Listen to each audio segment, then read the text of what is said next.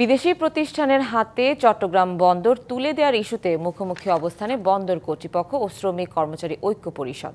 বুধবার সকাল 10টা থেকে 1টা পর্যন্ত হালিশহর টোল প্লাজার প্রবেশমুখ ও বড়পোল দুই স্পটে অবরোধের ঘোষণা দিয়েছেন আন্দোলনকারীরা। তবে এই আন্দোলন যুক্তিসঙ্গত নয় বলছেন ব্যবসায়ী নেতারা। এদিকে চট্টগ্রাম বন্দরের নিউ মেরিন কন্টেইনার টার্মিনাল পরিচালনায় বিদেশি কোম্পানির সঙ্গে চুক্তি নিয়ে রুলের শুনানি শেষ হয়েছে। 4 ডিসেম্বর রায় দেবে হাইকোর্ট। বিদেশি কোম্পানিকে চট্টগ্রাম বন্দর ইজারা দেয়া নিয়ে অবরোধ কর্মসূচির ডাক দিয়া দুই সংগঠনের নেতাদের সঙ্গে বৈঠকে বসে বন্দর কর্তৃপক্ষ। আলোচনা পরিণতি পায়নি, তাই অবরোধ কর্মসূচিতে অনড় থাকার ঘোষণা দেয় শ্রমিক কর্মচারী ঐক্য পরিষদ। গত 17 নভেম্বর চট্টগ্রাম বন্দরের লালদিয়া চরে টার্মিনাল নির্মাণ ও পরিচালনার জন্য ডেনমার্কের এপিএম টার্মিনালসের সঙ্গে 33 বছরের চুক্তি করে সরকার। একই দিন পানগাঁও নৌ টার্মিনাল 22 বছরের মেয়াদে পরিচালনার জন্য সুইজারল্যান্ডের একটি প্রতিষ্ঠানের সঙ্গে চুক্তি হয়।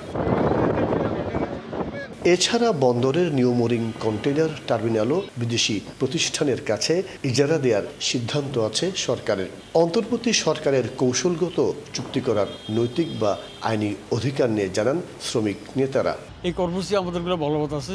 আমাদের শ্রমিক কর্মচারী ঐক্য পরিষদের আমরা সমস্ত নেতৃবৃন্দরা ঐক্যবদ্ধভাবে এবং সবাই সিদ্ধান্ত নিয়ে আমরা এটা বলবৎ রাখছি এবং আগামী 26 তারিখে ইনশাল্লাহ অবরোধ হবে। যদি ওনারা ওনাদের দেয়া কথার মধ্যে থাকেন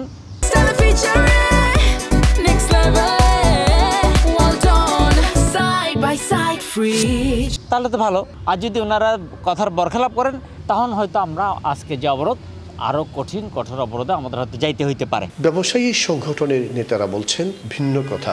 এখানে কোনো শ্রমিক ছাঁটাইয়েরও ব্যাপার নাই, এখানে শ্রমিকরা আন্দোলন কেন করবে আমি জানি না, এটা তাদের ব্যাপার। আর তারা যদি বলে যে বিদেশিদের আসতে দিব না, তাহলে সেটা আমরা সমর্থন করি না। আমরা চাই বিদেশিরা আসুক, আমার এখানে লোকজন ট্রেন্ড হোক, আমার বন্দর উন্নত হোক। দুই বিদেশি প্রতিষ্ঠানের সঙ্গে চুক্তি সইয়ের পর উদ্বেগ প্রকাশ করে মিছিল সমাবেশ ও বিবৃতি দিয়েছে চট্টগ্রাম শ্রমিক কর্মচারী ঐক্য পরিষদ, জামায়াত ইসলামী ও হেফাজত ইসলাম। মাসুদুল হক, ডিবিসি নিউজ, চট্টগ্রাম।